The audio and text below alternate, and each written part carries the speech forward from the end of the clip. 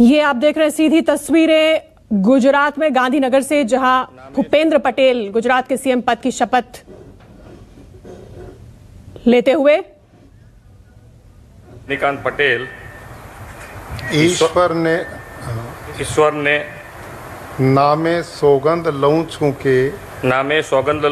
के કાયદાથી સ્થાપિત ભારતના સંવિધાન પ્રત્યે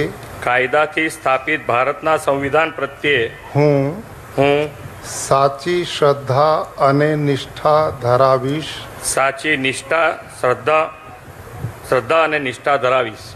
હું ભારતના સાર્વભૌમત્વનું અને અખંડતાનું સમર્થન કરીશ અને હું ગુજરાત રાજ્યના મુખ્યમંત્રી તરીકેના મારા કર્તવ્યો શ્રદ્ધાપૂર્વક અને અંતઃકરણપૂર્વક બજાવીશ અને ભય કે પક્ષપાત રાગ કે દ્વેષ વિના તમામ લોકો સાથે સંવિધાન અને કાયદા અનુસાર ન્યાયપૂર્વક વર્તીશ હું ભૂપેન્દ્રભાઈ રજનીકાંત પટેલ ઈશ્વરને નામે સોગંદ લઉં છું કે હું ગુજરાત રાજ્યના મુખ્યમંત્રી તરીકે જે કોઈ બાબત મારી વિચારણા માટે લાવવામાં આવશે અથવા મારા જાણવામાં આવશે તેની જાણ એવા મુખ્યમંત્રી તરીકેના મારા કર્તવ્યોના યોગ્ય પાલન માટે આવશ્યક હોય તે સિવાય પ્રત્યક્ષ કે પરોક્ષ રીતે કોઈ પણ વ્યક્તિ અથવા વ્યક્તિઓને કરીશ નહીં અથવા તેની કે તેમની આગળ તેને પ્રકટ કરીશ નહીં।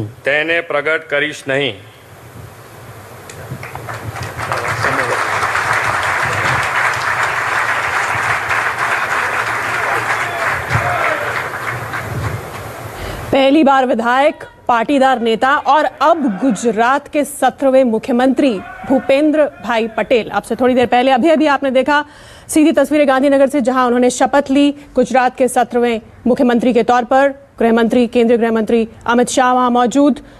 पाटीदार नेता हैं, अहम किरदार इनका रहा है समुदाय में, और यही कारण है कि बीजेपी ने इन्हें अगले वर्ष के विधानसभा चुनाव से पहले मुख्यमंत्री के तौर पर चुना।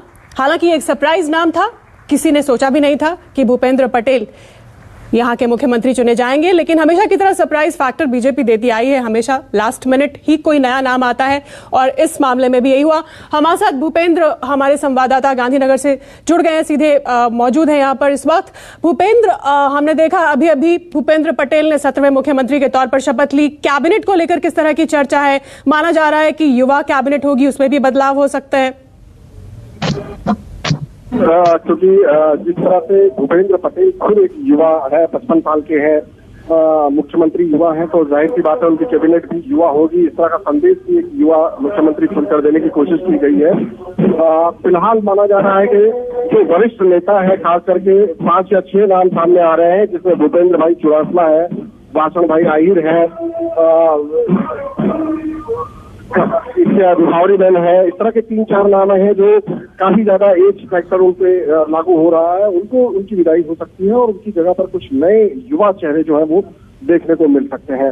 फिलहाल शपथ विधि चल रही थी भूपेंद्र पटेल की, जो अभी संपन्न हुई है, और शपथ विधि में खुद केंद्रीय गृह मंत्री अमित शाह यहाँ पर हाजिर हैं। इसके अलावा गोवा, कर्नाटक और मध्य प्रदेश के मुख्यमंत्री भी यहाँ पर पहुंचे हुए हैं और उन सबके साथ एक संदेश देने की कोशिश की गई है कि भले ही नेता जो है नए हैं, नाम नया है, लेकिन पार्टी उनके साथ में है, पूरी पार्टी जो है, संगठन उनके साथ में है। तो इस समय शपथ विधि अभी अभी संपन्न हुई है और अब माना ये जा रहा था कि अमित शाह अगर आ रहे हैं तो उनकी हाजिरी में ही जो उनके कैबिनेट के लिस्ट है उस पर भी कहीं ना कहीं चर्चा होगी और बताया जा रहा है 2 दिन के बाद जो नया कैबिनेट होगा उसके भी शपथ समारोह हो सकता है, लेकिन नाम क्या होंगे उसके लिए थोड़ा सा इंतजार करना होगा। नामों के लिए इंतजार करना होगा। शपथ से पहले ही भूपेंद्र आज काफी एक्शन में दिखाई दिए थे। भूपेंद्र पटेल जामनगर बाढ़ में फंसे लोगों के रेस्क्यू के निर्देश दिए, तमाम इस तरह की खबरें जो थी वो आ रही थी गुजरात से। देखिए, यही कहा जा रहा था उनके बारे में कि पहली बार उन्होंने 2017 में विधायकी चुनी है और इसके पहले उन्हें कोई प्रशासन का अनुभव नहीं है, लेकिन सुबह से ही जो तमाम चीजें चल रही हैं उसने इतना तो साफ कर दिया है कि भूपेंद्र भाई पटेल को हल्के में नहीं लिया जा सकता। सबसे पहले वो नितिन भाई पटेल के पास पहुंचे और इस समय भी आप तस्वीरों में अगर देख रहे होंगे तो नितिन भाई पटेल का अभिवादन वो ले रहे हैं। नितिन भाई पटेल को लेकर खास करके ये ज्यादा ध्यान देने वाली बात ये थी कि वो प्रबल दावेदार माने जा रहे थे, मुख्यमंत्री के अनुभवी नेता है, प्रशासक रहे हैं, पाटीदार भी हैं, लेकिन उनको पिछली बार भी मुख्यमंत्री के तौर पर घोषित करते करते उनका नाम अचानक से हट गया था, रूपाणी का नाम आ गया था और इसकी बार भी वो रह गए। हालांकि वो नाराज भी हुए, जब विधायक दल की बैठक में साफ तौर पर ये देखा गया कि उन्होंने नाराजगी दिखाई, वो राज्यपाल के पास नहीं गए। जब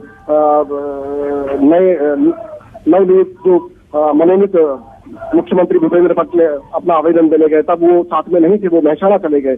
लेकिन आज सुबह सुबह भूपेंद्र पटेल ने सबसे बड़ी बात जो कर दी, वो खुद पहुंच गए नितिन पटेल को उनका आशीर्वाद लेने के लिए और नितिन पटेल उसके बाद बाहर आए, मीडिया से मुखातिब हुए और उन्होंने ये भी संदेश दे दिया कि अब तक पार्टी ने उन्होंने जो कुछ भी दिया है उसका कर्ज उतारने का समय आ गया है।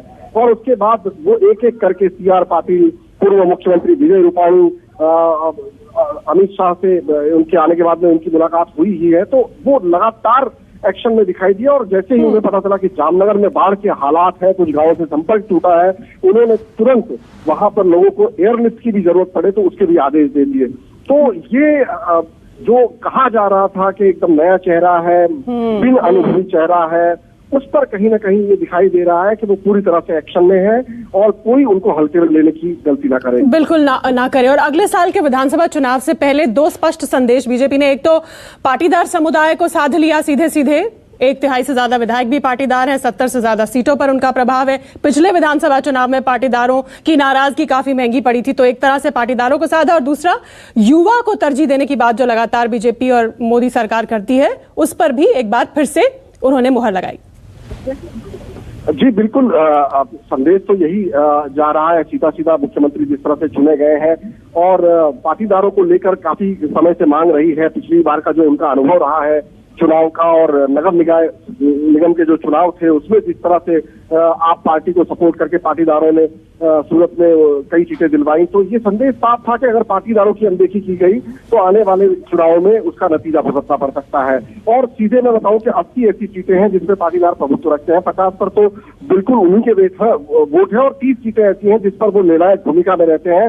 उनके वोट अगर इधर से उधर होते हैं तो जीत हार जो है वो तय हो जाती है। तो ऐसे में अगर सत्ता पर काबिज होना है तो पाटीदार को साथ में लेकर चलना है। तो पाटीदार मुख्यमंत्री होगा ये तो तय ही था, लेकिन कौन होगा ये तय नहीं था। जो सबको चौंकाने वाला नाम चुनाई दिया भूपेंद्र पटेल। हालांकि मैं यहाँ पर याद दिलाना चाहूंगा कि बहुत पहले जब मुख्यमंत्री यहाँ पर नरेंद्र मोदी थे, उस वक्त वो अक्सर उत्तरायण के वक्त जो काइट फेस्टिवल होता है उसमें कहीं ना कहीं जाते थे पतंग उड़ाने के लिए, और उस वक्त उन्होंने भूपेंद्र भाई पटेल की छत से पतंग उड़ाया था, जिस वक्त सलमान खान भी उनके साथ में थे और प्रधानमंत्री के तौर पर मोदी की चर्चा हो रही थी। सबको वो तस्वीर याद है कि भूपेंद्र भाई पटेल नए हैं, वो जरूर विधानसभा के लिए नए हो सकते हैं, लेकिन राजकीय सूझबूझ के लिए वो नए नहीं है। गुजरात की राजनीति में बहुत बहुत धन्यवाद इस अपडेट के लिए। और ये तस्वीर आप सीधी देख रहे थे गांधीनगर से, पहली बार विधायक, पाटीदार प्रमुख नेता और अब गुजरात के 17वें सीएम के तौर पर शपथ ली अब से थोड़ी देर पहले भूपेंद्र पटेल ने।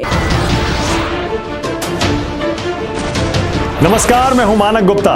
अगर आपको हमारा ये वीडियो पसंद आया हो तो इसे लाइक और शेयर जरूर करें, और हाँ, हमें सब्सक्राइब और फॉलो करना ना भूलें ताकि आप देश और दुनिया की कोई खबर मिस ना करें। तो जुड़े रहिए हमारे साथ और देखते रहिए News 24।